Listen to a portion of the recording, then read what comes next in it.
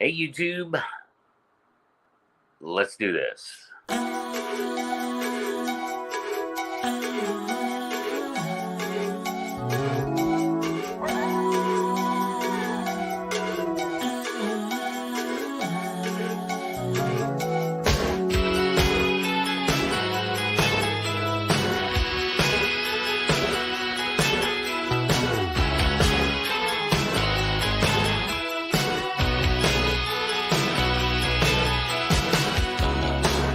Well, they say I should approach you with caution,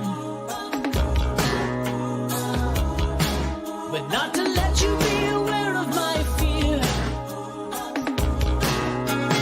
Never know what you'll find. Don't understand your kind round here.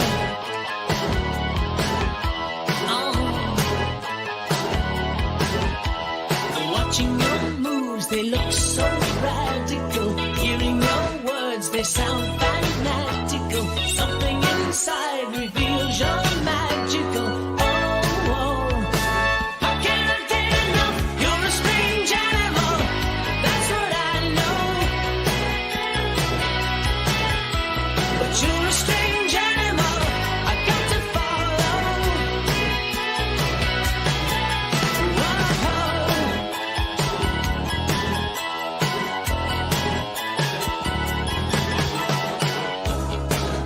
They've been trying to stick a line in your system, analyzing the defenses you hold, trying to open wide, hoping to step inside your soul.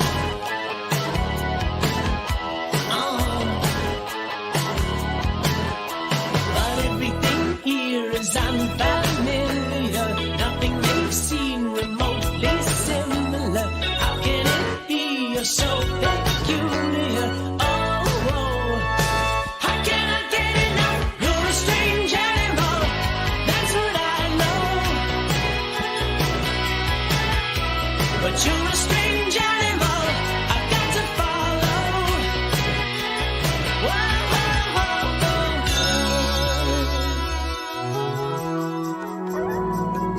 I got to follow.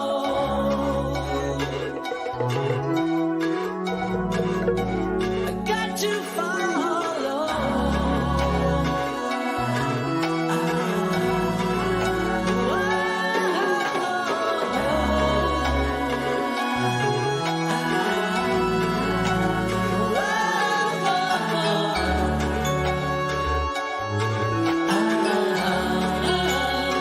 How can I get enough?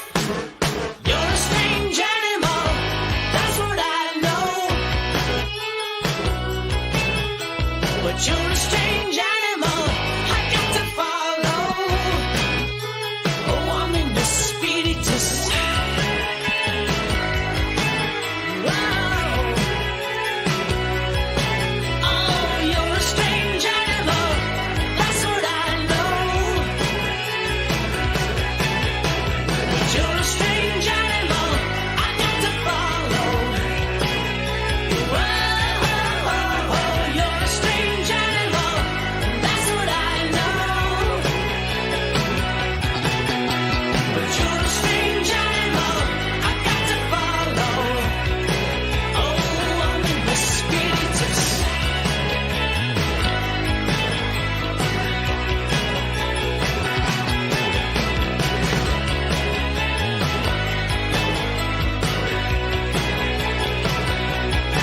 Oh, you're a strange animal, that's what I know. But you're a strange animal, I got to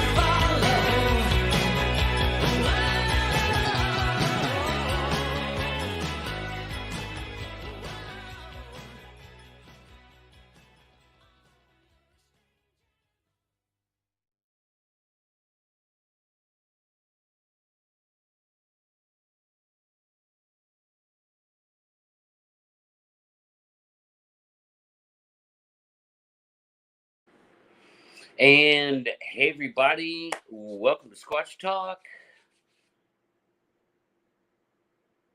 I'm Pat. How's everybody doing tonight? I don't know where the camera is, so sort of off center.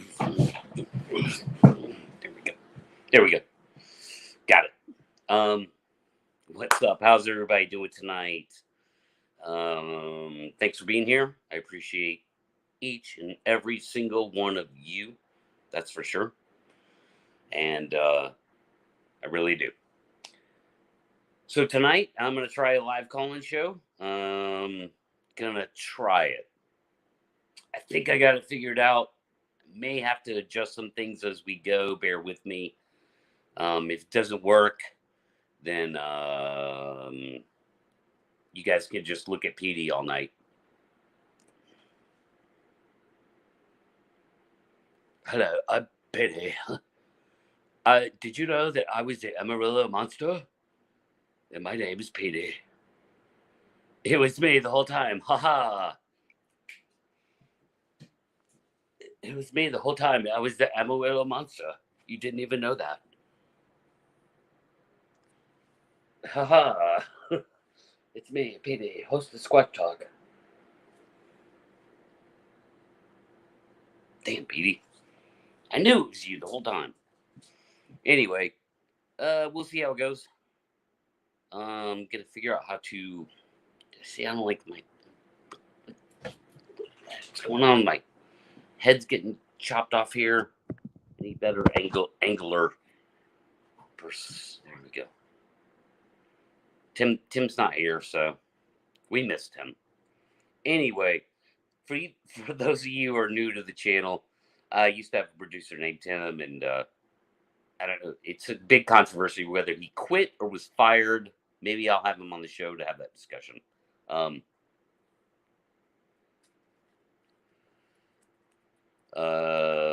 so, yeah, we're going to try this. I'm going to try and figure out how to post the number in chat. And last time I did this, it was great. I enjoyed it so much. I hope I will tonight. But if I can't get it to work out, then I'm just, whatever. I'll send out some links, or I'll turn it into an open mic with StreamYard people that are comfortable with StreamYard. So yeah, this is as simple as I'm going to give out a phone number, and if you're not comfortable with StreamYard, which most people aren't, I think, but if you're comfortable making a phone call and you sort of like old school radio show type stuff, and you want to talk Bigfoot, it could be anything. You could agree with me, you could disagree with me, all that good stuff. Like anything goes. It is a free for all, except for don't talk shit. Dogs. Don't talk shit. Don't troll me. Like, don't because I've got some haters out there, and if they try and take advantage of this, I got a big surprise for them. So, yeah, just no bad stuff. Open discussion, anything goes. Like I said, you can agree with me, you can disagree with me, doesn't matter. None of that matters. All opinions are welcome here at Squatch Talk. So let's see if I can put this in chat. I think I got it ready to go. Post a comment. By the way, my computer is down. Let's see. What do I need to do? Scroll down? No, just here? Great. Okay, there we go. Let's see if we can paste that in there. Bam! There's the number. And guys, you regulars in chat, I mean, if you could help me, if you could just post this number when it's relevant. By the way, I can only take one phone call at a time. But yeah, if you guys, 3PO, if somebody could just keep up with me, and the posting of the phone number. Let's see, chat. Boom. That should go in. I would greatly appreciate it. No, wait.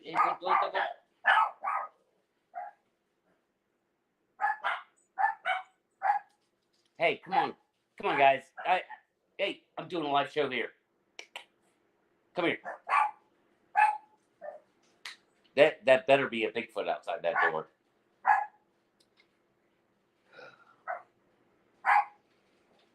Hey, come on,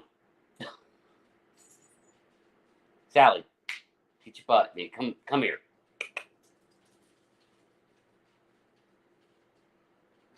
Anyway, sorry about that. Let's have a conversation. So all are welcome. Like I said,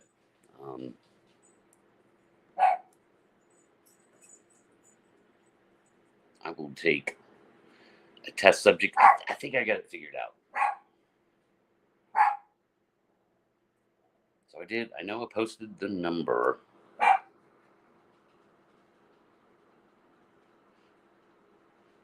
Okay, it's all kinds of high speculation going on in chat.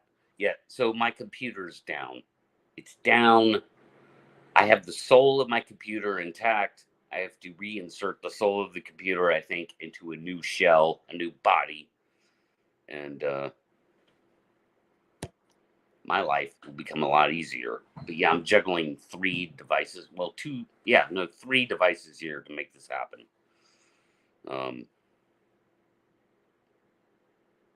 But I'll give up on it. If I can't make it work, I'll just have to come up with a show on the fly.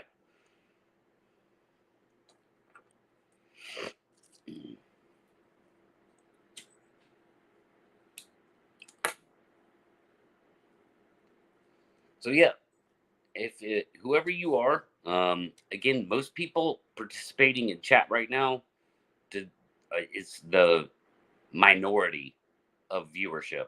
We got 37 watching. There's maybe 12 people in chat, live chat. Maybe more. Maybe it could be 15, something like that. Well, see, Blanton, the topic is whatever the callers want to talk about. Like, that's their prerogative, not mine. It's for me to bounce off them. It's for me to bounce and just go off whatever they want to talk about. So it's a call-in show. I did post the number. I guess I'll post it again. Again, like people like 3PO, anybody that wants to help me by reposting the number, I'd really appreciate it. Because it's a pain in the butt for me to do. I say it's a pain in the butt. It's like, that's subjective. It's a pain in the butt to me. There's the number. So if you want to talk, hey, first come, first serve. Again, like, that's how it works. And I really do need to test it out. So, if you're a regular, please help me test this out. And, it also, it's kind of, once you get over the first call, man, then people feel more comfortable calling.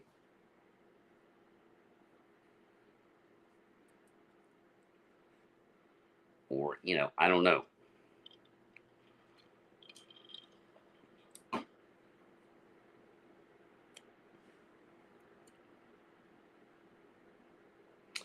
Yeah, so I don't have time to do that. Yeah, Joe's chiming. Everybody's chiming in. Banner, do a banner. I don't have time to create a banner. It's a pain in the butt on this teeny tiny little device I got when I'm used to computer. Boom, boom, boom.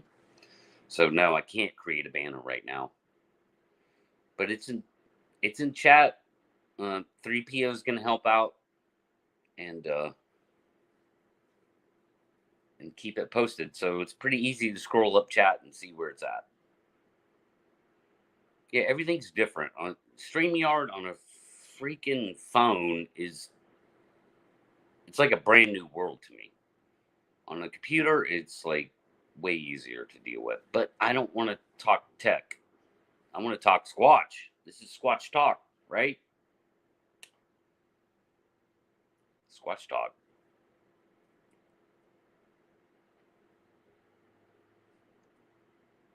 Oh, we don't want that. We don't want that. Yeah, I got all kinds of things connected here. All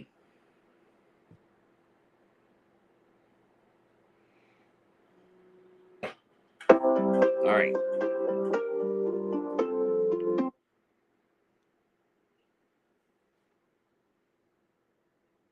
So I don't hear anything. Hold on.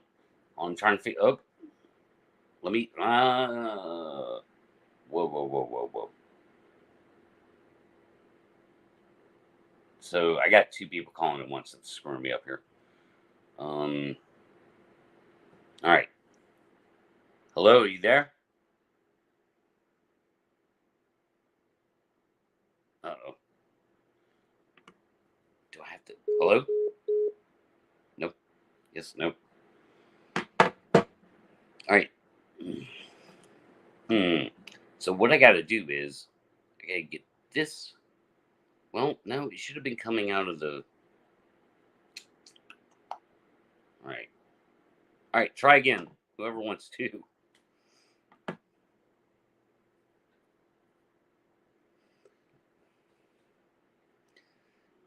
All right. Here we go. Okay. So I got to take the call. Call from Jimbo. to accept, press 1. To send a voicemail, press 2.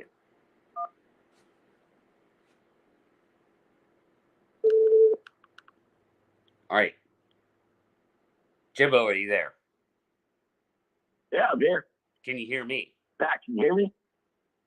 Yeah, I can hear you. Yeah, man, I got you. Hey, man, happy Friday to you. Happy Friday, bro. I just need to check with the audience real quick that they can hear you well. Audience, can you hear Jimbo? It's going to be a little bit of a delay. There's a major delay right now.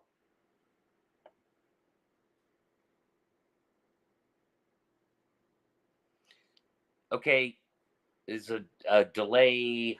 Do you have the show pulled up? I got the show volume down, and I'm just listening to you on the phone.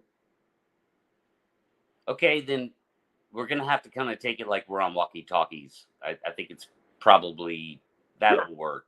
You know what I mean? Yeah, man, no problem. No, hey, I did have a question for you, but at the same time, I just want to say, you know what, if any of you guys are veterans out there, you are with ladies, happy Veterans Day.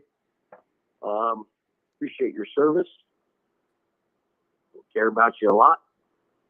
And my first question to you, Pat, is what do you think about the T1000 Nikon? Have you had any experience with it? The what? It's called the P1000 Nikon camera. Oh no, I don't. Yeah. Right, yeah, wrong show. That's Matt's calling show.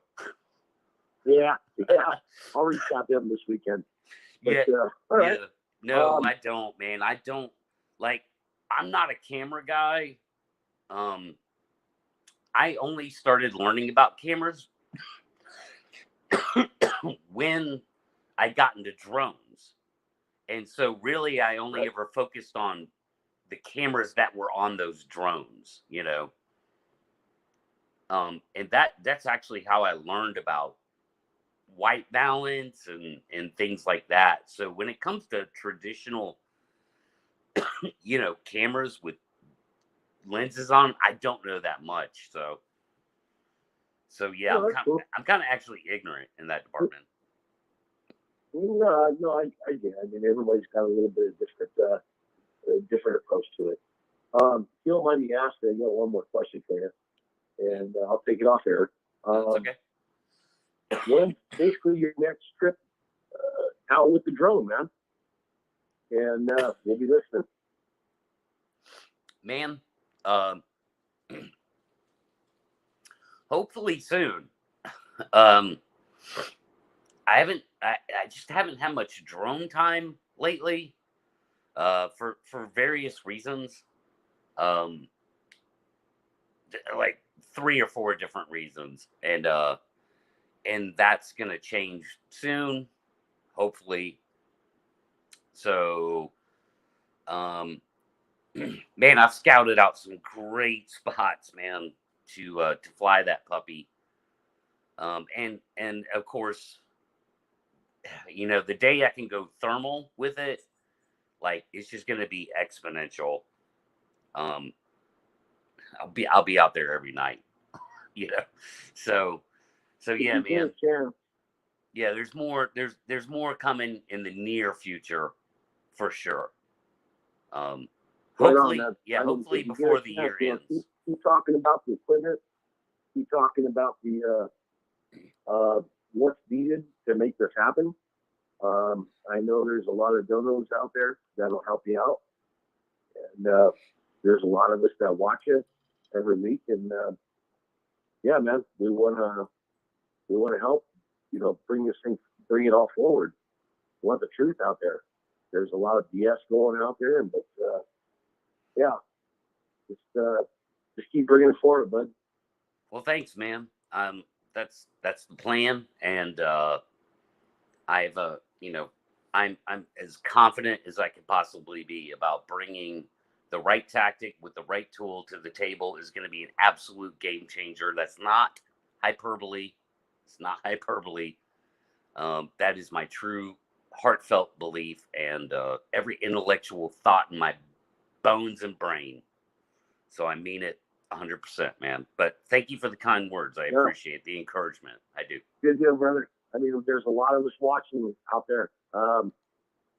There's a lot of us watching out there that's trying to feed through all the BS. And I hope you got this down, bud. Thanks, man. I'll talk to you soon. All right, man. Thanks for watching. Thanks for calling in. Thanks for being a part of the show, Jimbo. And man, we'll talk in the future, I'm sure. Thank you, sir. Later, Tater.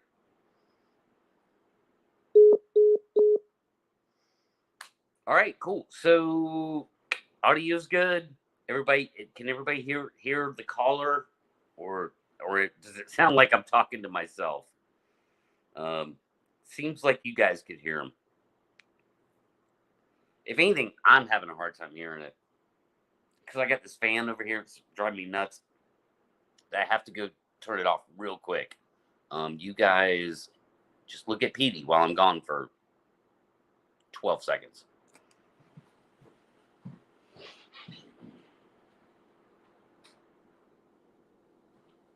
Oh, much better. Good God. Noise pollution. It's about 12 seconds. All right. Jeff says levels are good. Okay. Then I'll go with it, man. I'll keep it going. If somebody could post the number, thanks. There we go. 3PO's posting the number right now in chat. So, yeah, if you want to talk Bigfoot, whatever it is, man. You want to talk woo? We'll talk woo.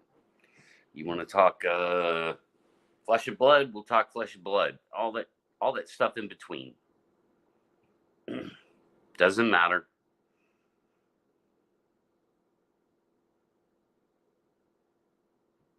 We're an open book here at Squatch Talk.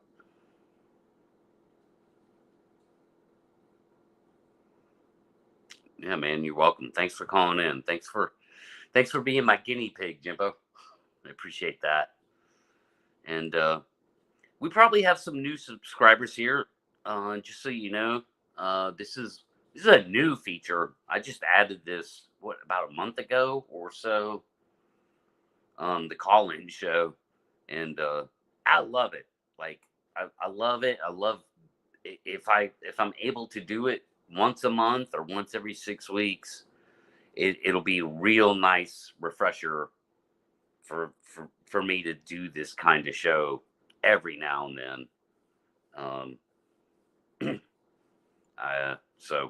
So as long as people want to have the conversation and be a part, then I'll keep doing these shows. when I do them. All right, so we got another caller,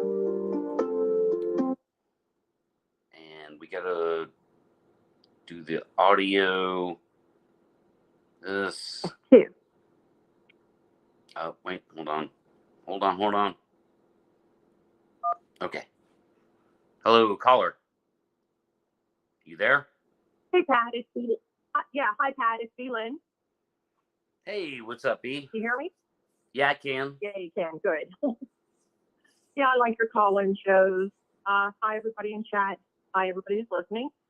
I just wanted to throw something out there that I have thought about, off and on for a while. I'm one of those people, I like to shop on Amazon, etc., and you come across interesting stuff.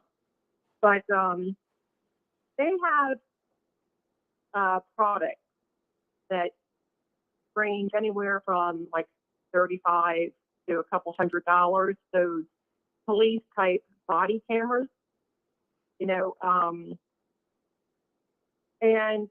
when you hear people talk about, seeing something and not even thinking about picking up a camera or start doing a video or something, I'm just wondering how possible it would be to have one of those body cameras, like the police types that are always on.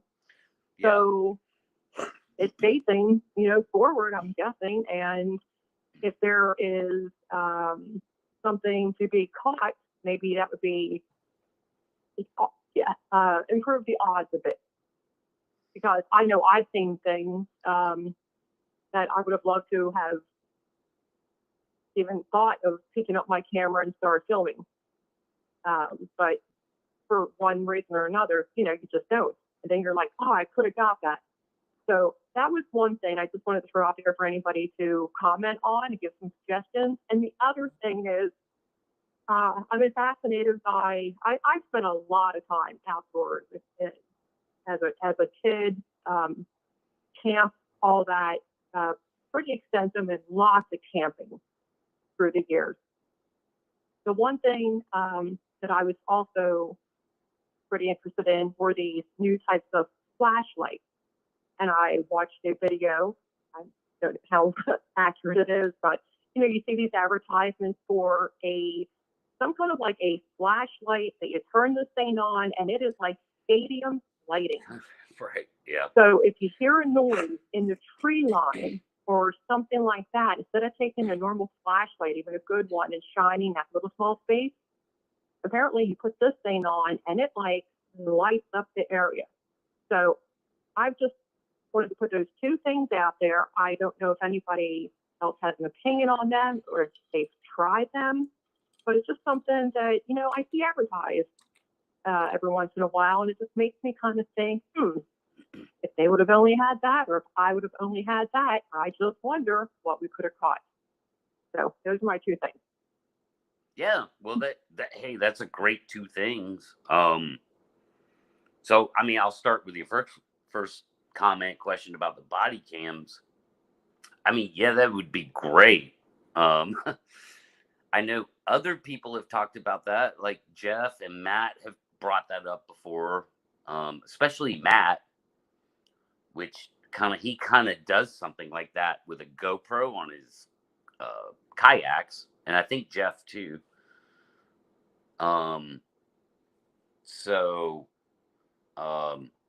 So yeah, I mean, it'd be great. Like, I think about Joe's encounter, and I'm like, what if he had been wearing a body cam? Surely that would have shown pretty much exactly what he was looking at, because you're right. I mean, the police use them, and they seem to do pretty well for point of view, is what it's called, POV, point of view. And that seems to work even when they're kind of like, running around and stuff, may get a little jiggly, but it captures evidence. It captures evidence of the criminal. Like, it captures the whole process of the arrest. What's the cop doing? Like, how's the criminal reacting? Did the criminal pull a gun? Just all kinds of whatever the scenario is. it captures it pretty well. So yeah, I say body cams, like thumbs up. I don't see how you go wrong with that, you know, for the most part. You know, there'll always be an anomaly, but and then again, the downside of that is like everybody starts putting out body cam footage that people are trying to analyze, and next thing you know, every squirrel's nest in the trees becomes a Bigfoot face or so, So I mean, it should be for like people like Joe and Jeff and Jay. Like the whole idea of a body cam is holy crap, there's a Bigfoot standing 30 feet in front of me, and there it is, right there it is. I mean, right there on camera. So yeah, thumbs up for body cams. I think it's a great idea. Yeah, that's good. One thing I'd like to add, it was about 3 months ago. This is not Bigfoot related, but I was walking out of a store, and there was an accident at an intersection right across from the store, and I heard a crash. I looked up and saw a car do a spin in the air, and I was like, "Geez." And let me tell you, my hand, for some reason, was shaking so bad. I had a hard time trying to get my cell phone turned on, out of my pocket, turned on, and to start hitting 911 because I didn't expect it. So, that's powerful. Relating to Bigfoot or something odd to see, I can only imagine if a Bigfoot Sasquatch all of a sudden is in front of you, just shocked. I would probably be one of the last people that would be like, oh, let me just calmly take my cell phone or camera or whatever it has, turn on, aim, and start concealing.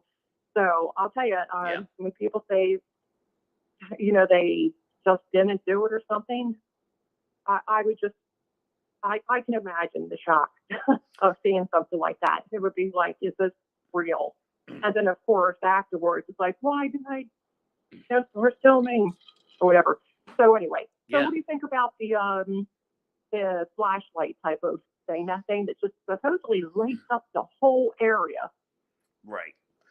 Okay, I'll get to that in a second. I just want to follow up on the. Oh, sure. That was actually a very powerful anecdote you gave about a real world experience you had where you were having a hard time in a situation that might have saved somebody's life, like a real human to human event of this car wreck happening in front of you, and you found it difficult. I would say you made it sound like you were having problems just to get to 911. I think it's universal across the board. Anybody that runs slap into a Sasquatch, man, I don't care who you are, you're just not going to reach into your pocket and pull out your phone. I don't see that happening. So yeah, I think that's a thing. I think it's a very reasonable thing. But I also thought your example, your real world example, was a powerful one. So thank you for sharing that. Yes. As far as thank you. And Pat, okay. I know we have a little bit of a delay in this. So sorry if I talked over you. I actually had trouble connecting with 911. I had to turn around and go back into the store real quick and stand there. And I said to one of the managers, who I know is a ready store, hey, can you help call 911? I was on the phone trying to make my voice calm enough to speak, but I needed backup in case I couldn't get it out. I was actually surprised at my reaction because I have stopped at a lot of different accidents, called 911 before. I don't know what happened that day. Maybe it was seeing the car go airborne and flip. And by the way, it turns out no one was killed. Just real quick in case anybody, no one was killed. Some minor injuries. It was just a big smash, very dramatic, watching the car flip in the air and land. And so that's real world. I like I said, cannot even imagine real world going down a path, being out there in the forest, and all of a sudden seeing something that you have to look at and be like, is that, and who knows what your reaction is going to be. So anyhow. Yeah. Yeah, I agree 100%. And to me, it's just, it ain't going to happen. People just are not going to pull their phones out in that situation. As far as the light goes, so I've seen a lot of these lights, and I've also watched the development of them throughout the years. And I mean, God, I remember buying like 10 years ago, I was buying lights for relatively good prices, man. That blew my mind. I'm like, damn, this thing, it was based on the LED technology, not the traditional flashlight bulb kind of thing. The old school flashlights we used to use like 30 years ago, right? And the LED technology, it was blowing my mind. And so it's gotten even better since then. And I've seen some of these like almost like stadium lights, like you're talking about. You can hold them in the palm of your hand. They're relatively easy to wield. Um, the one thing that I've noticed with lights getting better in the woods, and especially when they're real flood-like light, like and they're wide open, um, which a lot of them you can focus, um, but even like yeah, some of these ones that are coming out now that are really mind blowing. The one thing I've noticed with having great lighting like that in the woods is it casts so many shadows, and that bothers me. So I really don't know how to explain it. It's something you kind of have to see, but like it's not like a big. If it's a wide open area, then great. But when you are surrounded by trees, when you hit that great, awesome floodlight thing, it just there's a thousand shadows. So it's like every angle of every thing you're pointing towards, it's not quite pointed toward, like it's half light and half shadow, and the shadows are really dark because the light is contrasting so much with where the light can't get to, if that makes sense. um so it casts like too many shadows.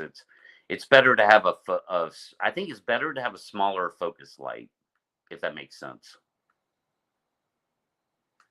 That's an excellent point, Pat. I going to have to find those commercials and take a look at them again because I don't recall ever seeing any, which probably was edited, sell the flashlights and stuff, of seeing like all those shadows. But of course, thinking about it, yeah, there would definitely have to be a lot of shadows.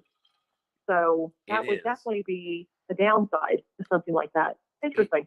It is, and I've had good lighting out in the woods. I've had the million candle powered spotlight, which is like big, um, and even my like lights I got sitting over here, I can see them right now. Like they're really good lights, again LED based, and I mean, man, when they have a full battery in them or a good charge, whichever it is, man, they're very powerful. You can light shit up, but they're more focused. Um, and some of them you can adjust the focus. But yeah, when you got a big bright light that's this wide out there at the trees, I know exactly like how it looks. It's almost convoluted. It it's weird how it cancels itself out because you get just as much shadow as you do light. And again, the contrast is sharp. So yes, it's a weird thing in the woods surrounded by trees. It looks funny. It just looks Yeah, funny. Yeah. it makes good sense. It makes good sense. And, I was just, I'm thinking as I'm listening to you and all we're chatting that it seems like no one has really successfully tricked one of these Sasquatch Bigfoot into like realistically, like honestly, um, getting like the video, getting the 100% proof. It's just like, how do we hide this recorder? How do we hide trail cam and all? And it seems like it doesn't work. And it just seems like the most, how do I say this, realistically or honest or believable people have been out there doing something and they weren't trying to find one. It's just they had an experience. Yeah. Like Western Joe, his experience, he's out there hunting or whatever, and this thing appears and all. And I could just go on and all, but it doesn't seem very realistic to try to do any kind of tricking them and all. I guess that's what I was kind of thinking with that flashlight. Like, you heard something, you like put the giant spot stadium light on, and bam, tree line, and there you see it standing there, and you can video. I guess that wouldn't happen. Now, the body camera, I'd have a better shot at, just because you're going about your business, and you might catch something. Yeah, I agree. No easy way, is there? And no, I mean, I do, and let me just state for the record, like, always take good lights. If you can have great lights in the woods, that's awesome. Like, there's nothing wrong with that. But yeah, as far as tricking them goes, like, I'm a firm thinker that you're not going to trick them. You are not going to outsmart them. And that's a lot of Bigfoot researchers think that they can one up a Sasquatch, and that's how they're going to get them, because they're going to outsmart them out there on their territory. And it ain't never going to happen. Boots on the ground. Never in a million years. It's dumb. Like, to me, man, what happened in the Patterson Gimlin film was dumb luck. Like, or a perfect storm of variables coming together at once, right? There was nothing brilliant that Roger Patterson did to trick a Sasquatch into revealing itself. They literally came around the corner and there it was, right? Like, so they caught it off guard. It was just like luck. It wasn't thought out. It wasn't planned. It wasn't a trickery, So yeah, these Bigfoot researchers that think they're going to trick Sasquatch into revealing themselves, I just say it'll never happen. Like, that's just right. Yeah. I do want to say, Jeff from Pine Island Research, I really liked what he was doing, going out like in the middle of nowhere and pretending to leave something behind, like that. Sure. A blue ball or something, and hoping to get some. That was clever. That was trying to fool him, but I think it had a better chance than anything. That was clever, and so maybe I should. That prompts me to maybe redefine my statement. Is that, current thinking won't trick them. It's outside of it's got to be some new outside of the box thing that is not a part of the narrative. That maybe could. So like what you're talking about with Jeff, that was very clever, and it seemed to, at least Jeff would say, it yielded results, and so yeah, that's great. But at the end of the day, we don't have a full face frontal of a Sasquatch from that, Hey, Louisville, Georgia, hold on. Let me wrap this up, B. Yeah, I'll take the next call. It's okay. Yeah. Because this I think we're in the middle of a good point here. I don't want to let that go. I've thought of ways to trick them with mirrored boxes full of camera gear, like, one-way mirrored boxes full of camera gear, things like that. Mm-hmm, right. Yeah. So I mean, and I'm sorry. I'll stick to my guns on this one. A Velociraptor costume or statue. Put a Velociraptor, like a Jurassic Park looking Velociraptor statue out in the middle of the field in a Bigfoot area, and see what happens. Nobody's done that, right? That would be epic. Yeah, nobody's done that. That would be epic. And take it a step further. Yeah, take it a step further and put one of those cool costumes and go marching around through the woods, see what happens. Like, I'm not kidding. That's thinking outside the box, man. And nobody's done that stuff, so Yeah. so I can't definitively say there's no way to trick a Sasquatch. All I can say definitively is the ways people are trying to now aren't working. Fair enough? Right. I totally agree. Something outside the box and something new and maybe even not yet thought of, I think is what's necessary. Well, Yep. listen, Pat, thank you so much. You're so appreciated. You always say you appreciate us. We understand, but we appreciate you. And let you get another call. And so good night and talk to you all later. All right.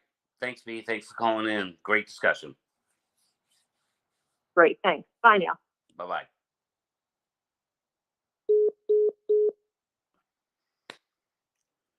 All right. Good discussion with B. The lines are open. The lines are open. Sorry I missed your call. So, yeah, if I'm on a call, I have no way to file them back like a, traditional produced radio show, let's say like Art Bell back in the day. So I can only take one call at a time. And I don't want to rush that. So if I'm already on a call, I'm not just gonna like do call waiting and do that. So sorry I missed your call, but just try and call in, once I'm off call. That's the best I can do right now, but I'm enjoying it. So and there we go. 3PO's helping me out greatly tonight. What's up, man? Thanks for being here and helping me out.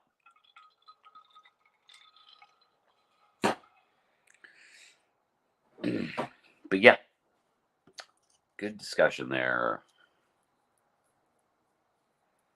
Bring it. We got more. There's all kinds of things to talk about, right? I love it. I love taking my lighting out in the woods. I have this weird condition of when I see a cool flashlight or a small spotlight or something I've never seen before, I'm compelled to buy it as if it was programmed into me. It's weird. Even if I have 5 different ones at home, I love lighting. I love taking lighting out into the woods because it is important. I mean, hell, just having a good headlamp while you're, preparing dinner. You're trying to cook. All right, we got a caller. All right, let's do this. We gotta go. Bump, bump. 1. Hide audio. Boom. Hello? Hello, caller. What's your name? Where are you calling from? Roughly. Back to crazy. Huh? Hello? Still there? Yeah. Can you hear me? You're crackling. Well, sometimes I crackle. Can you hear me? Yeah, I can hear you a little bit better now. Yeah. Okay. This Raptor crazy. Oh, Raptor. What's up, man? Oh, same old. Cool. Well, what you got? Okay. I wanted to talk to you more about what happened on back then, but what B was saying, I also thought about how come you couldn't go and buy you like trail cameras and put on front of you and the back of you. They also have them where they will see in the dark, thermal, and they're like $100, and you can just buy batteries and put them on you when you're out scouting around. I thought about that too. Okay. Right. So I didn't know if anybody had said anything about that before. Gotcha. Because I thought about saying that before too. Good to know. Or if you get, like a camera that actually records, which I don't know a lot about cameras. So, I mean, there's Polaroids and Nikes and all them other stuff. But however that works, I don't know. Yeah, Roger that, man. It's to me, it's the concept, of I mean, hell, I don't know, of just having it. It would take a lot of discipline to just wear a camera on you all the time, but and Yeah. to be honest with you, that's something I have zero interest in doing. I don't want to wear a damn camera on me all the time. So sorry if I run Yeah. into a Bigfoot tomorrow and I didn't have my body cam on. My bad, because I don't feel like wearing body cameras all the time. That's just my personal preference. I just don't Yeah. care, and I doubt I'm gonna have a face to face with the Bigfoot anyway. So, just thought I'd throw Right. that out there, man. Now, you mentioned one time before about using the drone, okay? And you were talking about getting a good drone and everything to where, you can go above and look down and all that stuff. But you also said something about where if, I don't know if it's you or somebody said that, if you use a drone, they have the drones that will follow you to a certain point. I don't know what the names are on them. I don't know about drones too much either, but I know they have some now that will actually follow you. Yeah, that I guess they record you or whatever while you're doing it. Roger. That's a common feature in what do I call it? Advanced drones? Like, so anything that's not a toy drone.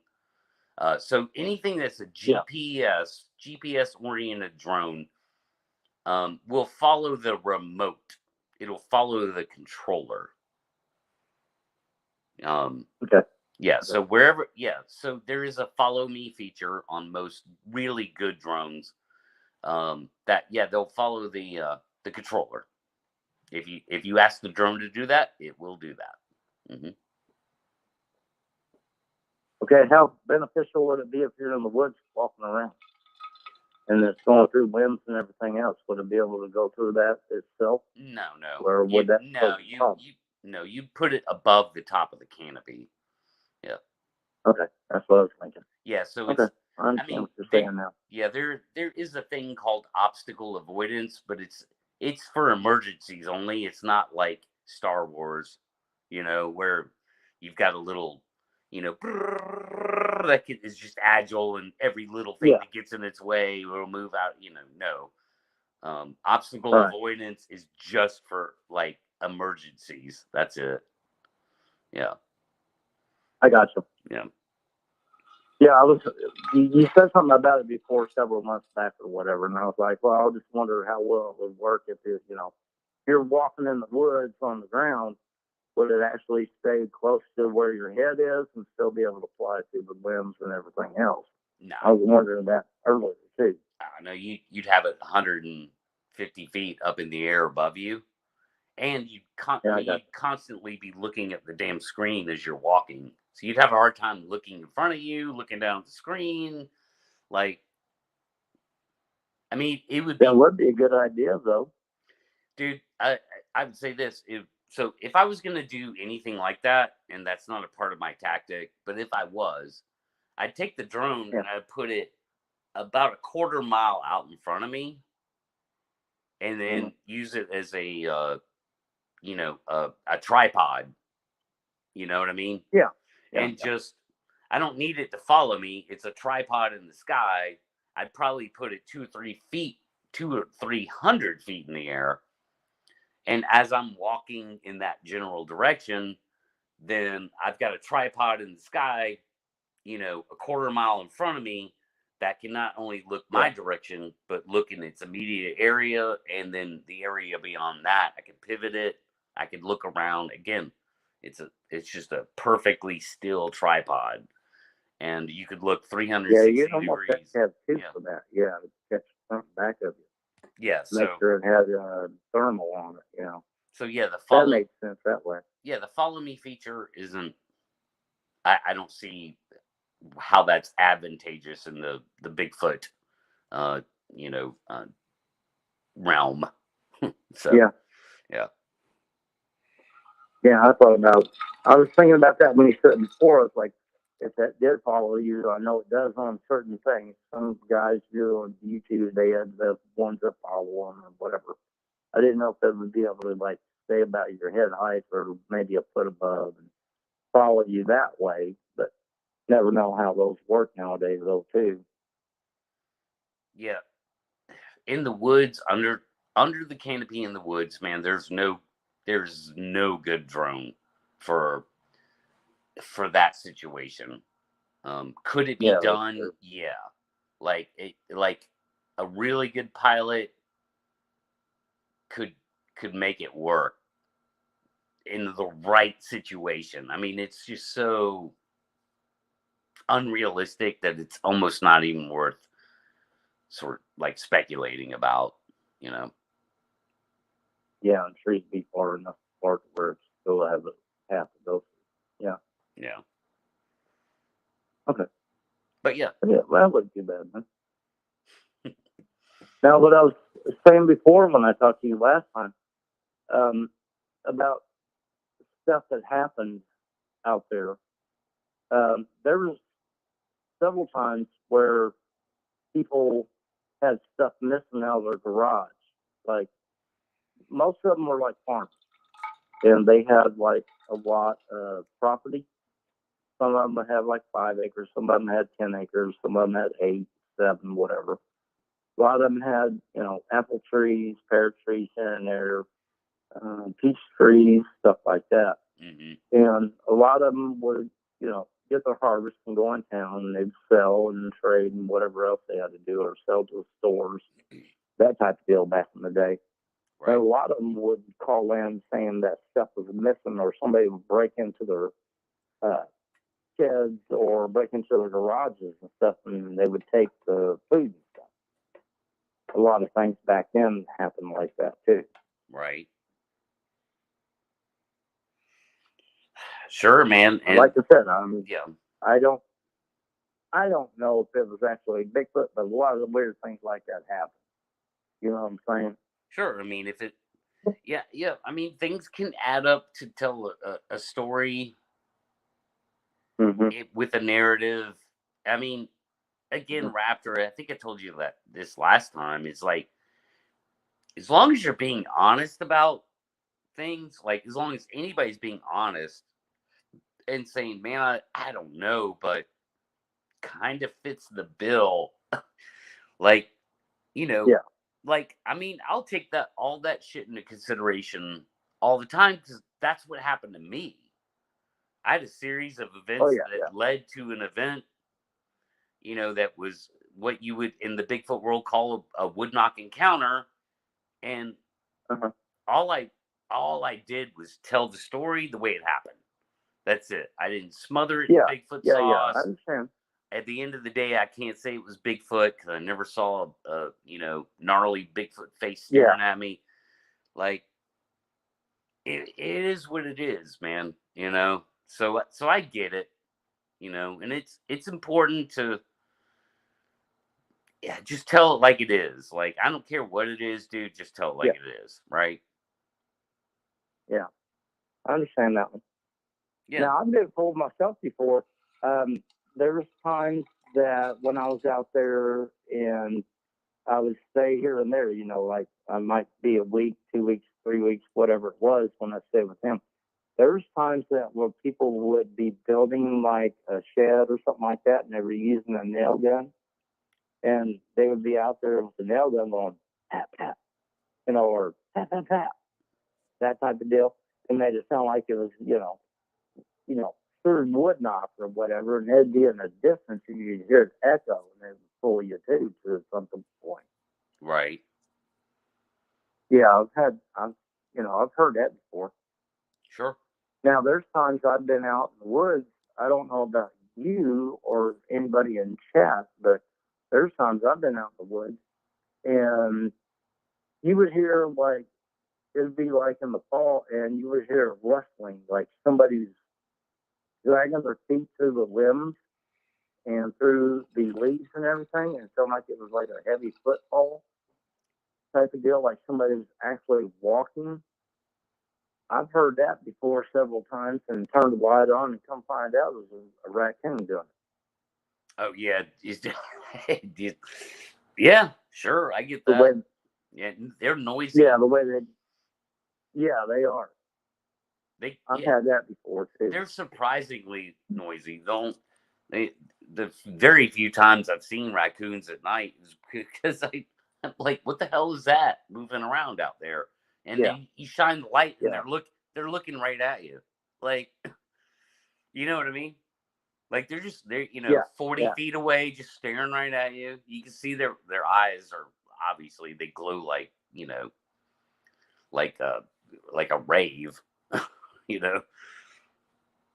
And yeah, yeah, so yeah, man, a raccoon can make racket that, if you got Bigfoot on the brain or you're yeah. you're sketched out real easily.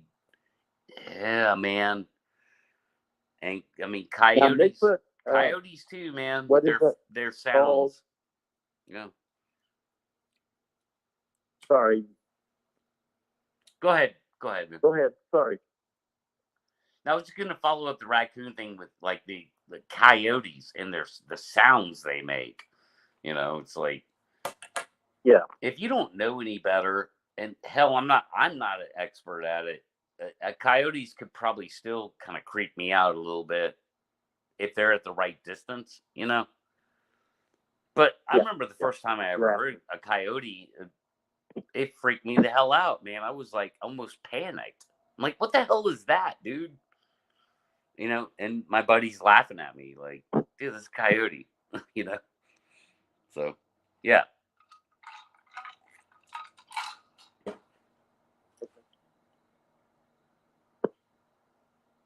You still there, bud? Yeah, Okay. yeah. I understand what you're saying. Yeah, it's kind of freaky. It can be, man. It could be natural things can be freaky. I mean, hey, that's what the Leon Yeah, Challenge is all about. yeah. Common sense. Yeah. But yeah. So I don't know, man. What else you got, Raptor? Before we wrap it up. I hate puns. I hate puns. I hate puns. Well, what I was also saying, like I said, there's a lot of people that had things happen out there. A couple doors down one time when I was out there, a lady had made like 3 pies, and she was a church lady, and she knew my grandmother really well. And this part, she had made 3 pies, and her husband had built a shelf on the inside of the window above the sink, where she put her pies and let them cool off. She had called Grandma and told her that she was ready for the church the next day, and she had the pies sitting. She turned around. She said that she saw this big guy standing on the edge of the woods, just looking at her. The grandma told her to call the police. So she called the sheriff's department. The sheriff's department got there within 10 minutes. She called Grandma back. Grandma said, okay, I called too. They got there. They couldn't find anything. When she had called Grandma to turn around and look, one of the pies were missing, and they couldn't find the pan or anything. The sheriff's looked and everything else. That's why I say there's a lot of this stuff happening in the area where some of this stuff happened. Mm-hmm. They couldn't find the pan or anything until like a year later they found the pan. Mm. And it was like 2 miles down the road from where the lady lived. So And what? she It was wasn't. freaked out like crazy. And then like a week and a half later, she called again the sheriff's department saying that she saw the same guy standing there at the edge of the woods again looking at the house. Hmm. So there's a lot of weird things that did happen out It there. There sounds was a like lake it, man. also that. Yeah. What? Sorry. No, it sounds like it. A lot of weird things, man. I mean, Yeah. you compiled. You start. You're compiling a lot of different things, and and yeah, I mean, it's interesting. I'm sure it's interesting to you, especially, right? Given the fact, you grew up around this, and you're an adult now, thinking back, it's like, what the hell? Like, it maybe even How do you figure what it frustrating. was? Yeah. Yeah, maybe even a little frustrating, I would imagine. Yeah. So you got to stop and think back then. A lot of the kids weren't running around in the bush or anything like that. Most of them were older. They wouldn't be playing a prank. They're not going to go breaking somebody else's stuff and steal food and whatever else. Even, in the middle 70s and the late 70s doing all this, yeah. But still, it doesn't make sense a lot of it, what happened. I get it, man. I do. Sometimes it just doesn't make sense. And now, as far as me, I don't think it was a Bigfoot, but who knows, But a lot of people couldn't figure out if it was a person either because they couldn't find anything or track anything. Right. If somebody was staying in the woods. Roger that, well, man. That's fine. I guess I can go ahead and hop off here for somebody else and then maybe for another time. All right, man. Good talking to you again, Raptor. Thanks for coming on. Appreciate it. All right. Take it easy and good show. Thanks, man. We'll talk to you later. Have a good one. Mm-hmm. See ya. Bye. Bye-bye.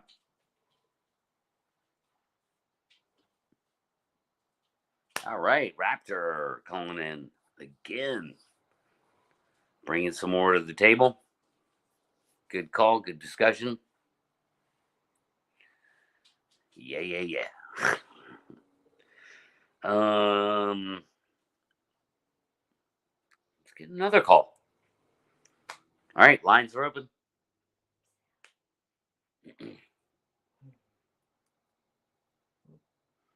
And give me 2 seconds, guys.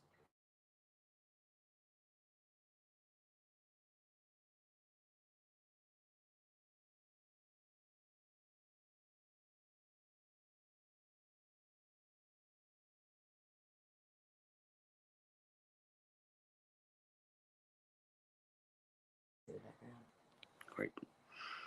I'm back. Nobody hurt the dog. She's sensitive. She scares easy. She just scares easy. So if you get, nobody hurt the dog. This dog was not hurt. She's never been hurt. Ever. She lives a wonderful, loving life. Nobody hurts this dog. So yeah, that's where we're at. She just if you step too close to her, she'll just bark like that. or one of the other dogs are messing with her.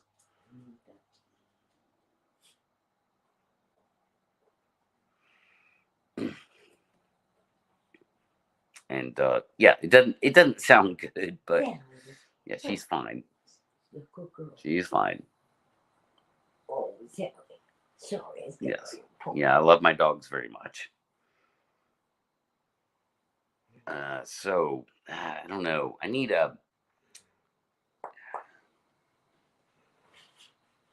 All right, callers, hold off for 3 minutes.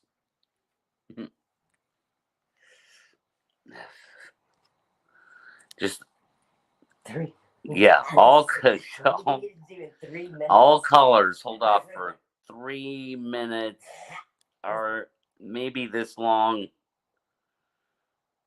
Just remember, when it stops playing, I'm gonna play something real quick. So we're gonna take a short little break. I'm gonna play something. No, not you. Don't. No, what are you doing? What are you doing? No. I'm gonna play this, and I will be right back. So hold off on your calls until I come back.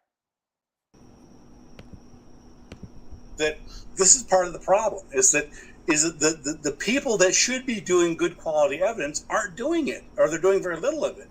And the people, and including many skeptics, such as myself, the late Daniel Dennett, and others, were trying to help the Bigfoot community get better quality evidence, right? I'm not on your show to dismiss and debunk Right. Bigfoot. I'm here to try to encourage people to do better quality evidence, so that way next year and next month, 10 years from now, people can say, well, either the evidence has not improved, that is, maybe there's no Bigfoot there, or whatever methods they're using aren't working at all. And so, I mean, that's the problem here, is that if these creatures are out there, then whatever methods are being used, such as the Skookumcast, aren't working. Not working, guys. We can all agree on this is not working. Whatever you're doing to find Bigfoot obviously isn't working. Why? Because we don't have one. So whatever techniques you're doing, whatever you're trying to do, drones, camping out, whatever, it ain't working. Do something different. So this is part of the problem. And by doing something different, it may mean better quality technology. It may mean better, more search teams. There's lots of things that you do differently. But at the same time, if those don't yield results, at some point you have to say, maybe it ain't there. And we're back. All right, we're ready to take another call here on Squatch Talk. Bring it.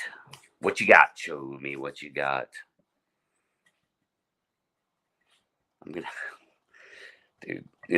gonna have to rip that off from Nikki. I mean, I say rip it off. It's Rick and Morty. Show me what you got. I love that. I don't know.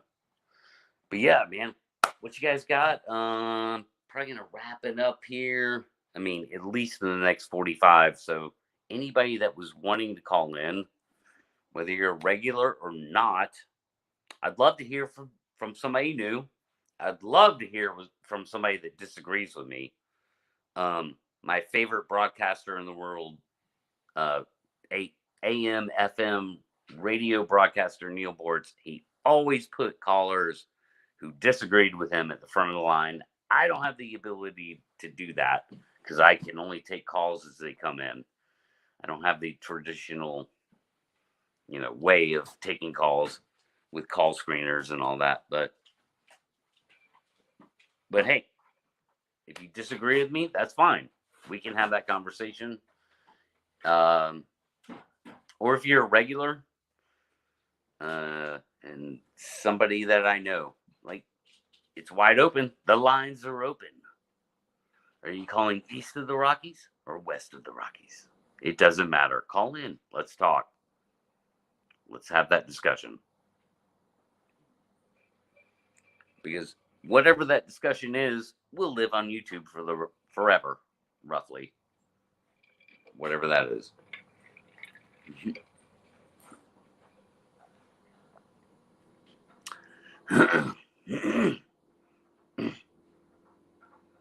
Yeah, and if you're in the UK, then whatever it costs you to call the US, if that's even still a thing, is that a thing still?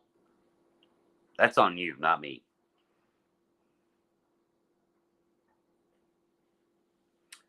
Yeah, man, Art Bell. I listened to many Art Bell episodes back in the day. Good stuff. Good stuff. So yeah, I mean, come on, if you're still with me, call in. Because yeah, this is all about you guys. This is all about every single person watching right now. The future people, the time travelers from the future who will watch the show after the fact, they're not going to be able to call in until next time. So, well,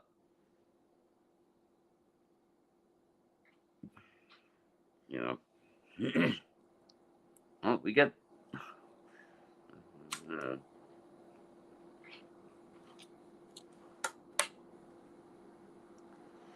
Well, you know what? I'll take this from chat in the meantime. This dog man thing, real in your opinion? Absolutely not. There's just zero evidence of Dogman.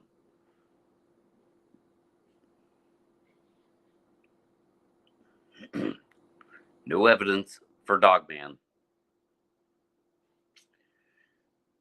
There's deep, relatively speaking, decent amount of evidence for Bigfoot.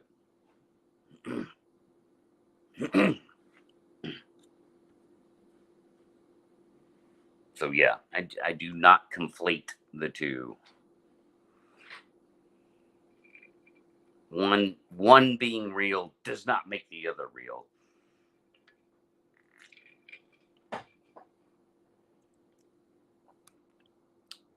Oh, here we go. I'm getting sidetracked. Come on, somebody call. I actually hated that movie. I did not like that movie. I was so disappointed. So disappointed.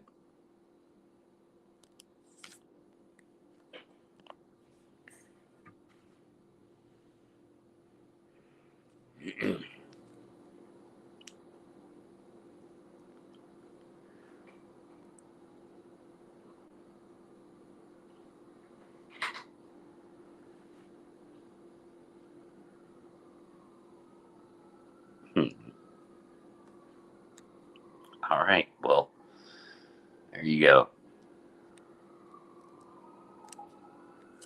Let me mute this real quick.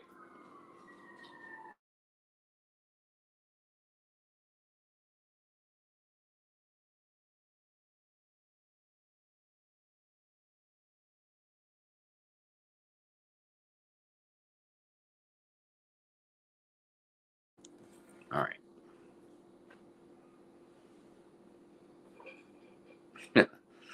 All right. So, well, give me a call. Let's talk about it. Come on. Let's do it, man.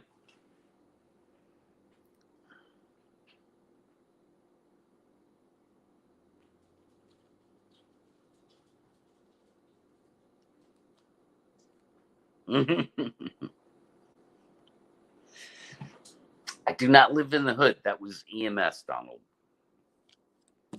It's EMS, which can happen in any type of neighborhood, anywhere. So it wasn't the police, it was EMS.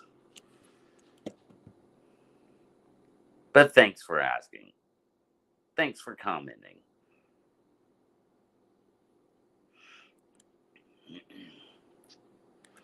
Well, yeah, I mean, call in about anything. It's all anything, everything Bigfoot. Whatever you want. I'd love to hear your questions or comments. But I will opine either way. Question or a comment, yeah, I will opine.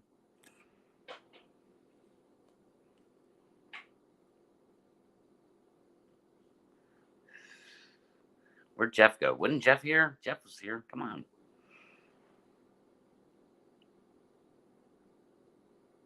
No.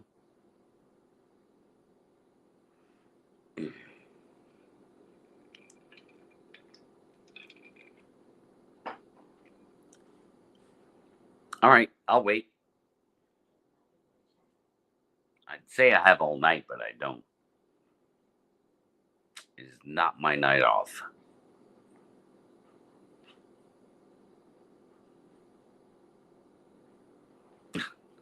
God.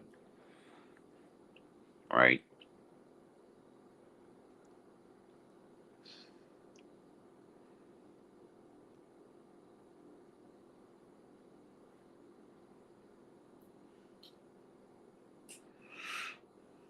It's all right. They'll be back.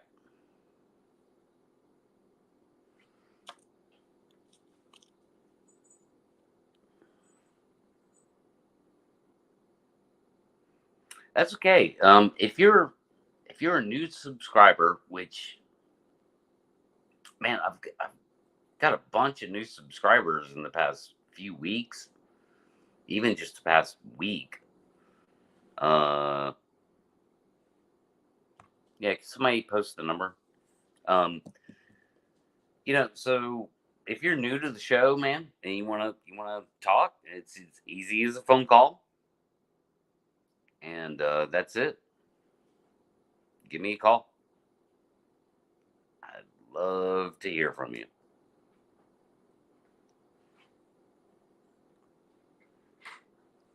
And hey, if you want to talk to Petey, he's here too. Petey's right here, and he could talk. He could talk to you. You can talk to Petey. You don't have to talk to me. You can talk to Petey because Petey can talk. Yeah, it's true. I can talk. I could talk pretty good for a doggy. No. Yeah. He's a good boy.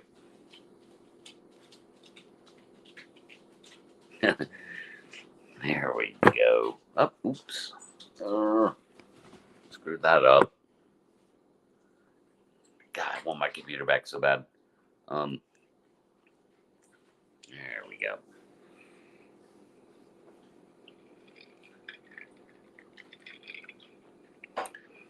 Who needs a banner for the show when I could just bring up Mr.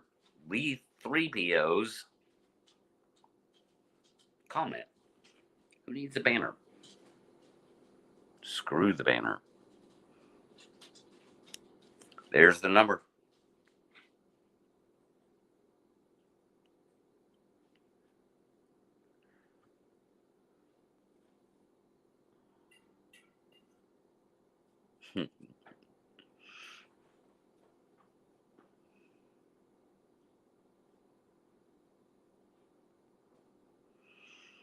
But yeah, thanks for everybody that's called in so far. Really good discussion, and look forward to more discussions like this in the future, including tonight. Right, you should get paid. I hear you. I hear you, 3PO. I hear you. But yeah, look for. Yeah, man, this channel's all about good discussions. If you're new to the channel, it was founded on the idea of campfire discussions about Bigfoot, and so that's sort of the heart and soul of what we do here.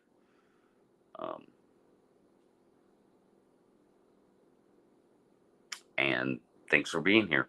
Thanks for subscribing, and I hope you stay with us. Hope you stick with the channel, and hope to hear from you, new people, in the future as we keep going here.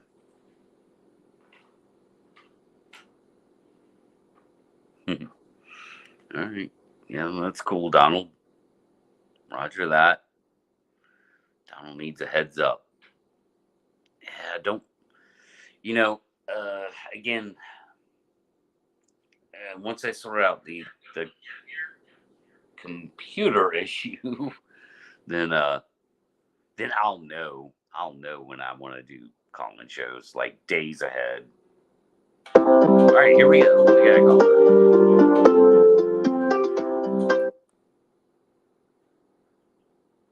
Oh, wait, hold on. Press 2. Hey, caller, what's your name? Where are you calling from? Arthur Tark, Springfield, Missouri. Sorry, I didn't catch that. Arthur Tark, Springfield, Missouri. Oh, gotcha. Hey, what's up, man? Hey, I've been following you for a little bit, and there's other podcasts out there, and they always block where the location of these Bigfoots are at. If you're going to get down to the science of it, wouldn't you really want them to nail the spot down to go get one of these creatures? Maybe. That's a tough one, because I kind of see both sides of that being like like the point you're making is a good point, right? The point they'll make is a bunch of people a bunch of people show up. A bunch of looky loos are going to show up, and for whatever reason, you know, either contaminate or push the Bigfoot away. I mean, it's 1,000 different reasons that people will give for not, sharing location. And I do understand that to a point, but there does become a point where if the evidence is good enough, you should and certainly involve more people, but maybe not just randomly over the internet. I understand. I see your point, and I'm not comparing your podcast to any other, but then they come up with this Men in Black. Well, that's always after a sighting of the Bigfoot. Sure. Do you believe it or not? I don't. No, I don't think that's a thing. I don't think that's a thing in the narrative that it mostly gets portrayed. Which is this big, cock block thing. Like, oh, well, I could have done this, or I could have done that, or this was happening, and it was about to, but the man showed up and shut it all down. Like, no, that's not a thing. That's not at all how our government works. It's just, yeah. How do you weed through the BS when people are telling stories and you hear such outlandish things? I tend to not believe in the outlandish stuff. I say believe. There's a huge difference between big, huge, outlandish stories and then a story like, say, Joe's or Jeff, where it was actually a very brief encounter, and I've been able to just like vet that personally through BS detectors or whatever. Like a brief encounter where somebody has a minute long encounter and can talk about it for half an hour,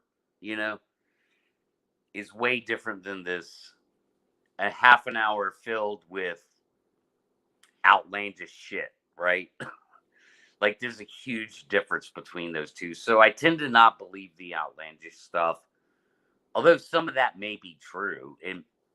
But how do you sort that out when it's all based on anecdote, right? You can never really know. I'll never know if Joe's telling the absolute truth. I'll never know if Jeff's telling the absolute truth, or Jay. They did a study that showed it had to do with the police department and eyewitnesses, and they took like 6 of them, and 4 was wrong out of identifying the bad guy. Yes, so, right.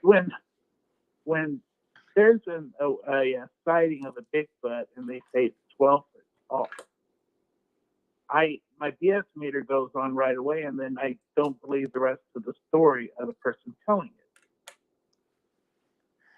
Well, misjudging height is not uncommon. I mean, I can totally understand where somebody misjudged the height because they're seeing something they've never seen before that is big, and they just have no reference. They have zero reference for that in their brain. So so the fact they say 12 feet tall, but the thing was actually 8 feet tall, I get that. I think that's 100% possible with the human brain. I'm 6'4", and I imagine when they're telling the story that 12 foot tall, and I'm thinking to myself, I have 9 foot ceilings, and it's really hard to relate to the story. I know, but most people just don't see that. They don't understand measurements and optics. The vast majority of people, dude, they just don't understand distance optically or height optically. That doesn't surprise. Like again, I will I will cut a lot of slack to people that actually saw a Bigfoot and thought it was 12 feet tall when it was actually 8 feet tall. Like I will give them that 4-foot pass. I will, because I could take anybody off the street and they will misjudge height by 4 feet until the cows come home, dude. I'll bet $10,000 on it. You know, that's how confident I am. So, especially if they're in a traumatic, like a shocking situation, then I mean, that to me that's no big deal. Misjudging height, you know. As far as Besides you, okay, who would you put your best foot forward on the knowledge? Somebody out there that has the knowledge of Bigfoot that you would stand behind them. well, I mean, I don't have knowledge of Bigfoot. I'm not sure the question. Like, you mean besides me, in what context? Like, exactly? A researcher. So like, who do I trust in the research world the most? Yeah. Yeah.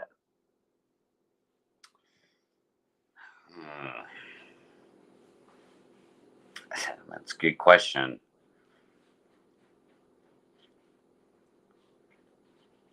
I would, I think I would put my trust in the people I know best before anything else. Um,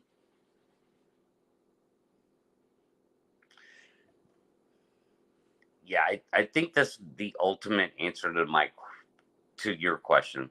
Um, I would trust the people I know best, um, for whatever that's worth. Okay. You know. There was a gentleman that passed away in a car accident, I believe, like 2 months ago, and he had his own little podcast going there. And here it was, he was in Florida, and it was a live episode. And a gentleman behind him said, "There's a big," and he said, "Wait, let me get some bug spray." And I texted him. I said, "There's a Bigfoot. Don't worry about bug spray." And he replied back, "Art, you're not here. You wouldn't understand."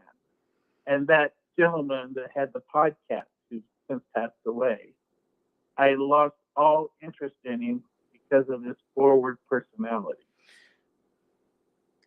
Yeah, okay, I mean, I get that. I know where you're coming from. You know, I don't wish to speak ill of the dead. Because that, like, to me, that kind of stuff doesn't matter anymore. Um, obviously, it just doesn't matter. But in a general sense, if you're talking about general kind of thing that happens in the Bigfoot world, yeah, I get it, man. I mean, that's the I vast listened to the majority of the I online listened to Bigfoot these world. Yeah.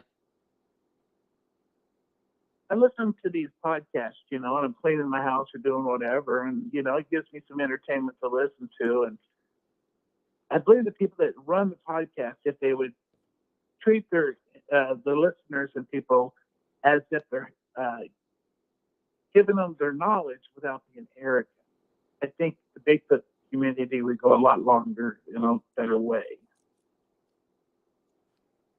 Sure. I mean, I'll agree to that sentiment. I try and do that here. I hope I'm somewhat successful at it. Everybody's opinions are welcome. Okay. I can't say that enough. Well, maybe I'll talk. Well, thank you for your time, and I hope you've answered a couple of questions, mine. I appreciate it, and I hope down the road we can speak again. Yeah, absolutely. Thanks for calling in. Thanks for being a part of the show, and yeah, I appreciate your thoughts. All right, thank you, sir. All right, bud. Have a good night.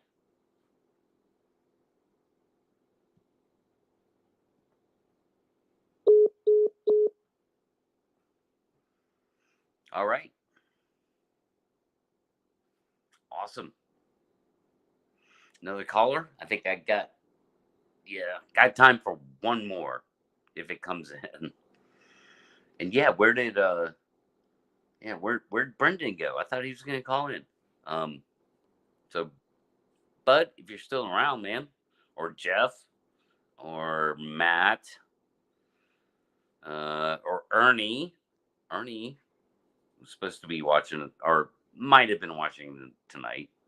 Let's post that number again, 3PO. Um, check your programming. Check check check it. Or I can try and do it. I don't have it pasted anymore for some reason. The paste.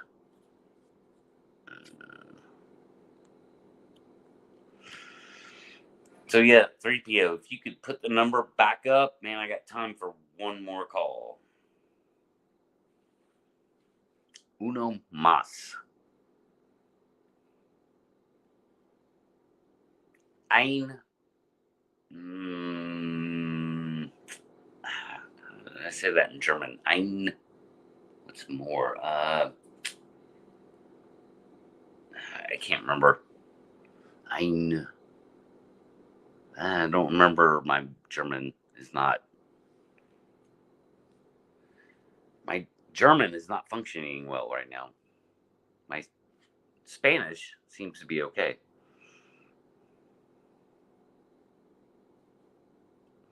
More. What's more in German? What's more in German? Surely somebody in chat knows some German. I don't remember. It's driving me nuts. Anyway, yeah, time for one more call. Bring it. Where you at, Jeff? Where'd Jeff and Matt go? Like, disappeared.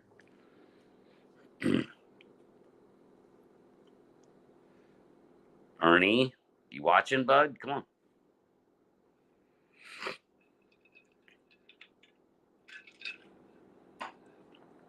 Who else? Possibly Aiden? I'm in the bubbles. Oh. What? What does that mean, Matt? Oh, what? Are you listening to me while you're in the bathtub? That's kind of weird. Sorry. No, I'm not comfortable with that. I'm gonna ban you. You're banned. Boom. Boom. He's banned. Get out of here. Get out of here. Come on. One more call. Somebody. What? So you can't call me while you're in the bath? Well, maybe I don't want that. Just because I know now. Just because I know. Then yeah, maybe I don't want that call. I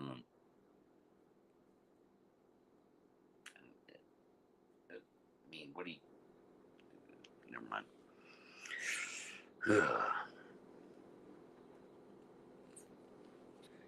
So I don't know. I'll just go into wrap up mode, and if somebody calls, then I'll take the call. I got about like maximum 20 minutes, so that's good for one call. If not, man, I'll start just kind of winding it into other things. So yeah, I've been putting I put a little content out on the channel.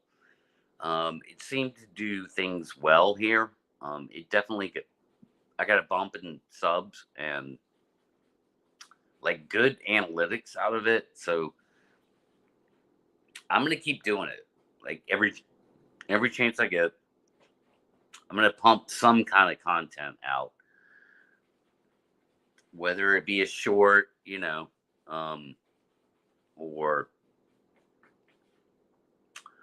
or something else, more interesting, more in depth.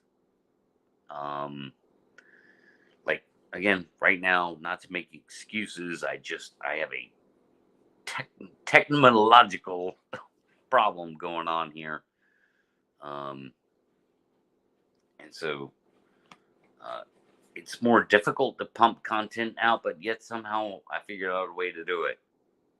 Um, anyway, so that's what's going on. Like current situation here. Um, I have all the drive in the world to do it, and will do my best to keep putting some kind of content into the regular rotation, and hopefully, be able to at least have a weekly schedule, be able to do the show once a week. Like last week, I skipped the show. Um, Instead, I released content. I did that in sort of in lieu of doing a live show. And yeah, I would love to do these call-in shows once every 4 to 6 weeks. I think is kind of where I've kind of put myself in my head about how often, call-in shows should drop. I mean, and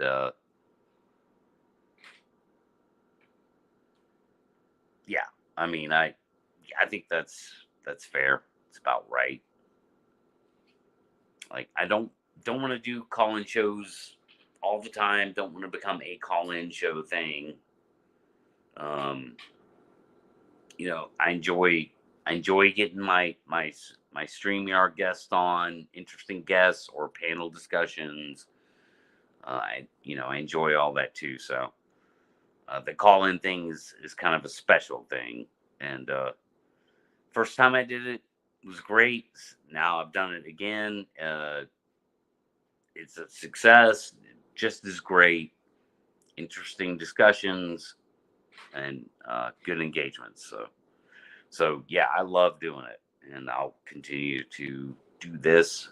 But yeah, I'm gonna wrap it up pretty soon here. We got time for one more call.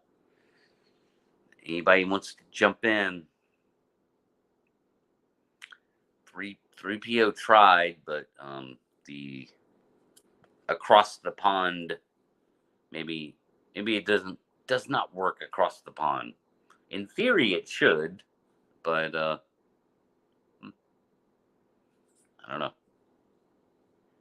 I'm brand new to this. So, can you post the number again? 3PO. We have a interested party, and yeah, I got about 15 minutes. So, because I can't, again, I can't. For some reason, I can't paste the number in chat. So 3PO will do that again, and or Ozark, you can scroll up and yeah, just scroll up in chat. You'll see the number.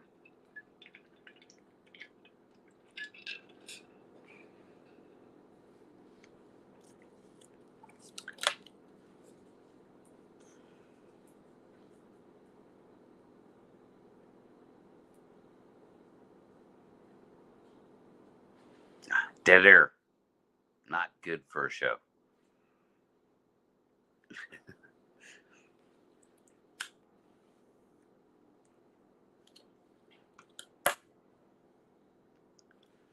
There it is. Hey, 3PO, you're the best. Like I might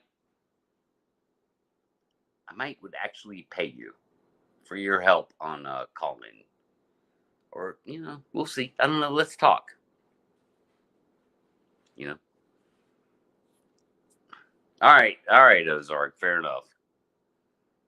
Ozark said, maybe I should get dinner. We'll talk soon. I mean, hell, I'll have you guys on, dude. I'll have you and Randy on. Let's talk. There's some talk, definitely some talk there. So, um,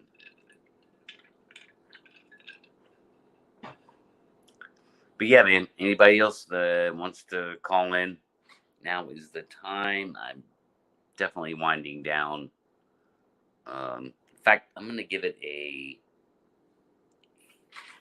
3-minute warning. 3 minutes. I'll take a call within the next 3 minutes, and after that, I'm gonna just wrap up. Let's see. Where's my good? Uh, where's my good? There it is. It's the very bottom one. Okay. Cool. All right. Yep. Thanks, 3PO. I do appreciate you, man. You're a good dude to help out the way you do. Um, Greatly appreciated as always.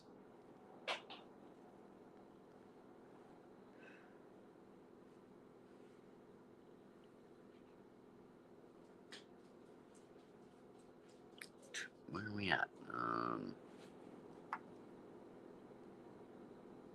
You have 1 minute to call in.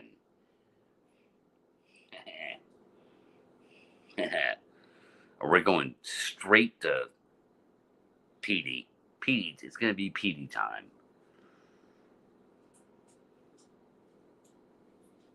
What's up, PD? PD, nobody wants to talk to you. Nobody wants to talk to you, PD. You were the Amarillo monster. You think everybody in the Bigfoot world wants to talk to you, man.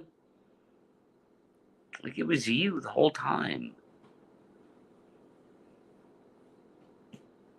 It's a good boy. All right. Oh, okay. That's cool. We'll talk next time.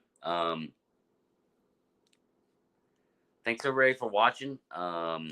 Thank you so much for the participants that did call in and wanted to have that discussion, ask those questions, put those comments out there.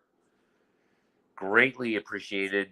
Again, very good, engaging stuff, man. Love it. I'm gonna do it again.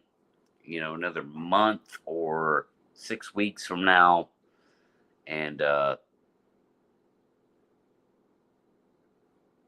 thanks a lot. I appreciate. Wait, hold on. What? We have a last minute. Oh, like over the top. Like what? What's going on here? Who's this? One, to send a voicemail. Press 2. Hey, what's your name and where are you call? What lame state are you calling from? Could be Florida, home of the Sasquatch. Okay, so that's Skunk Ape territory. Oh, yes, sir. Yes, sir. Lots of skunk ape here. Okay. I think I need to pump your volume up. There we go. All right. Check. 1, 2. Check. Check 1, 2. Yeah, I think that's good. Hey, I just want to jump on here at the end. I think the call-in show is a great idea, and I love the fact that we could hear from people like Raptor and B, the people that are always in the chat that won't jump on. So if that gets people on that way, because it's good to hear from those guys. Props to them.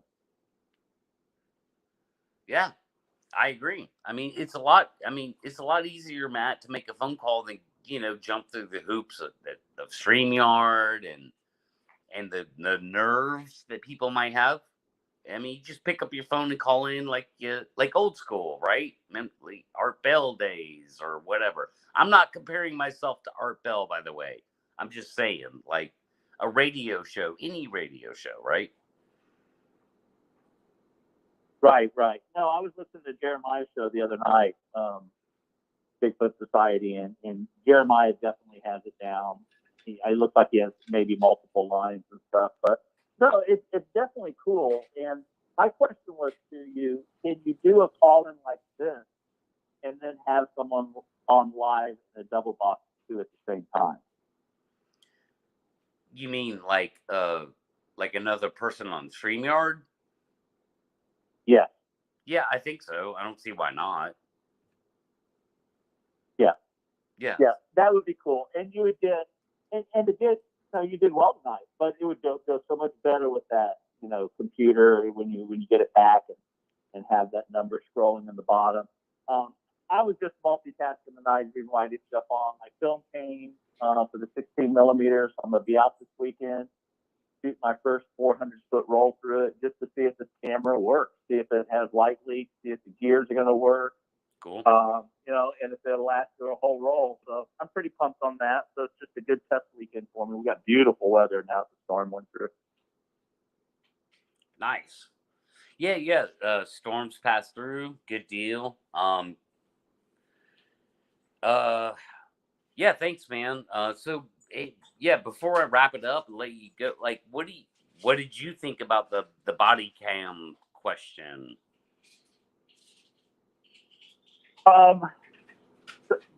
The body cam is very solid. I mean, it's the way to go. And I think I put in chat that I'm running 2 cameras all the time. And the direction I'm going, even though I was very anti GoPro at the beginning of my journey, the more and more you go out the woods, the bush, and the more you get frustrated, the more you realize you really got to have that long lens ready to go, the camera metered, everything ready, just meaning you lift it up to eye level and push a button.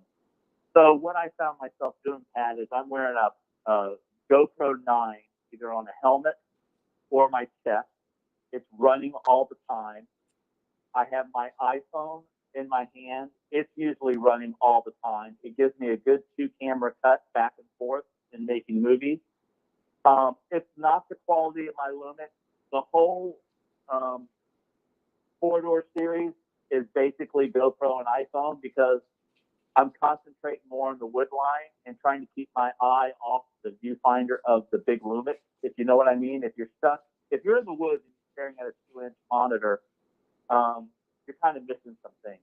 So I flipped gears. I'm going with the GoPro mounted Chester head, and I'm going with iPhone running pretty much 80% of the time. 2 cameras running. I also have an audio recorder running, an HN1 on my backpack. So I got 3 recordings running pretty much continuously. And now I'm starting to carry the Lumix on a monopod. Okay. Basically set on auto, ready to go. I know how to get it to manual focus if I need to. The only reason why you wouldn't want to shoot on auto is if you need to get to that manual focus function to, focus past the twig. So many people say, oh, my camera misfocused. So there's a button on my thumb or right at my thumb when I'm holding the grip camera with my right hand. If you can picture that, with a flip of a thumb, I can go from autofocus point to manual very fast, grab the front of the lens and be locked on. So that's what I'm doing is multiple cameras, multiple audios running the whole time. And I think that's the best use of my time. A little drop in the quality from my videos with the Lumix, but, we're there to catch the thing. Not always make pretty film. So it's a trade-off. You got to just figure out what you're trying to accomplish, what you're trying to do, and really think it through. I mean, if you got a mission, if you're looking for 15 seconds of film, like I am, you have to, think about how best to go about that. And I think you hit it on the head with the Jeff story and the Joe story. If they had body cams, we'd be totally in a different ball game for those that step out. Yeah. So there's a lot running through my head, dude. Like my crew, the friends I like to go out with do a lot of night, a lot of lights out, swamp. My last outing, chapter 6 or 7, I think, was a full night, 9 hours in the middle of the swamp, no roads. I actually get there, I spend another mile. It's great. But then I started asking myself, what is my chances of actually, will I have an encounter possibly? Yeah, will I have an experience with something? Yeah, we did. It turned out to be a deer blowing. I hadn't heard a deer blowing before. I'm a city boy, so yeah, that threw me, but it didn't scare me. Mm. But I'm starting to question night work. I'm starting to question, more sightings happen during the day. People that have an encounter at night have an encounter with something at night. They can't see it. I'm here to see it. So my strategy is really changing. I do something 6 months. If it doesn't work, I change. I just got to change. You can't keep doing the same thing, Right. and expecting different results. So, Well, long answer. yeah. I'll say this about the body cam thing in relation to, especially the examples that I use, like with Joe and Jeff, and then you could XYZ that, right, to others, people who have like had Exactly. similar. Those people weren't looking for Bigfoot, so it almost, like, to me, it, in a weird way, almost doesn't apply. Um, if you're looking for Bigfoot, should you be wearing body cams? Yes. Are you going to have the experience that Joe and Jeff had and X, Y, and Z had? Probably not. Those are random things where people didn't have Bigfoot on the brain at all, right? So it's kind of weird almost to even talk about, like, in that narrative. It's a little strange. It's like they weren't looking for him. Yeah, it'd have been great if they had body cameras on them, but they weren't looking for Bigfoot. So it's just kind of a weird one, man. No, well, I think Pat, what you just said is exactly what I realized a couple months ago. Is that I did my year and a half of solidly, out there with Bigfoot on the brain. I got tripped up with some people I didn't want to get tripped up with. I figured that out real quick. I went my own direction. I went solo for a while. Then my little thing happened in episode, I think, 15. And then I started thinking, well, I don't want to go in big numbers, but I want to go in one or two for safety.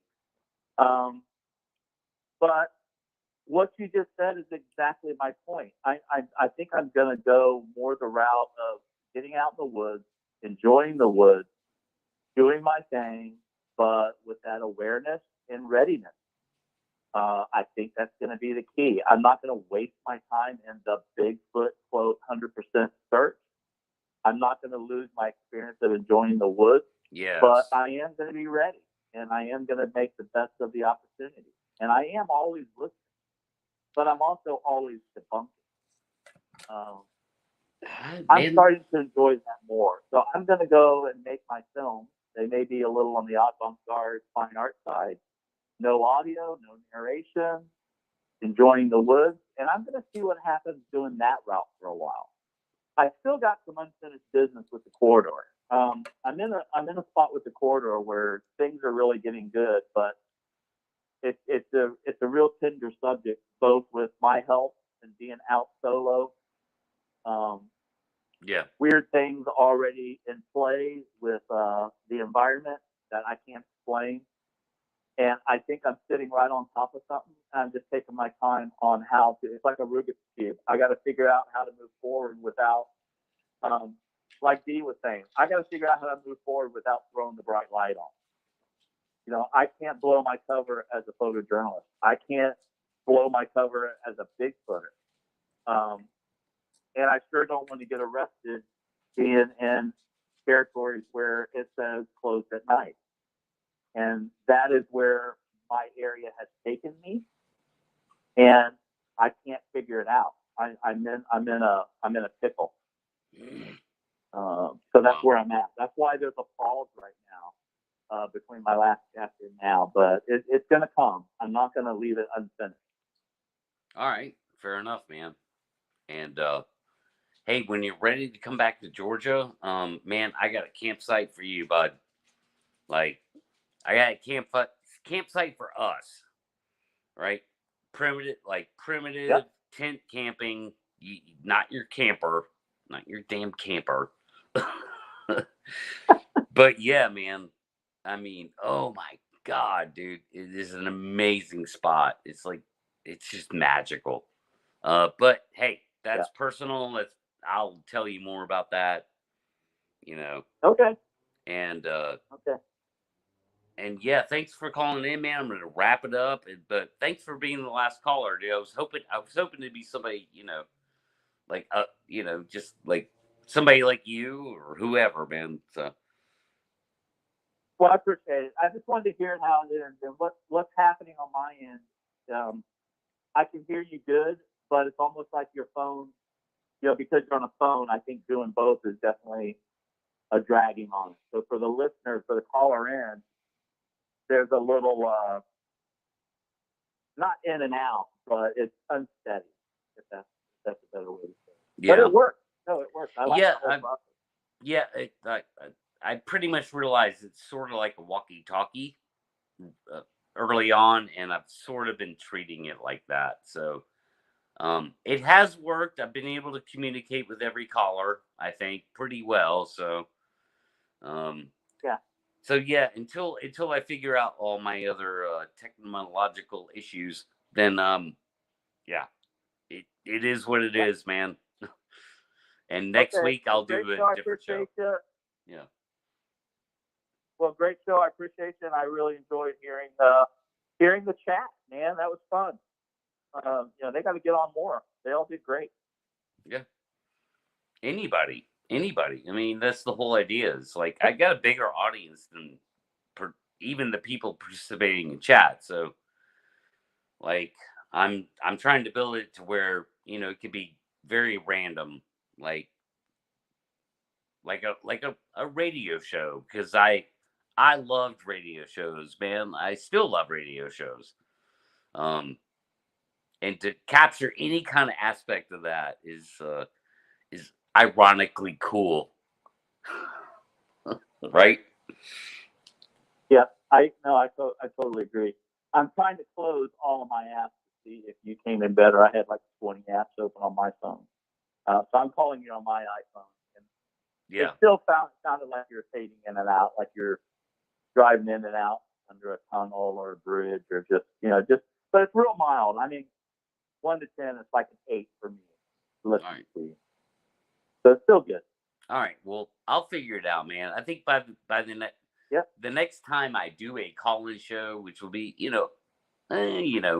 4 to 6 weeks, like I said, then I'll have a probably brand new setup. So I'm just trying to make it work, dude. I'm hodgepodging. You're on a Bluetooth. I like it. Your voice is coming through a Bluetooth speaker pointed at the iPhone I'm doing StreamYard on. Oh, gotcha. And I'm taking the call. I'm taking the call through a third device, a second iPhone. So I have 3 devices here just to make this one thing happen. Yeah. Very cool. Okay. Yeah. So. Well, thanks for having me on. All right, man. Well, I'll talk to you later, Matt. We always got something to talk about. So.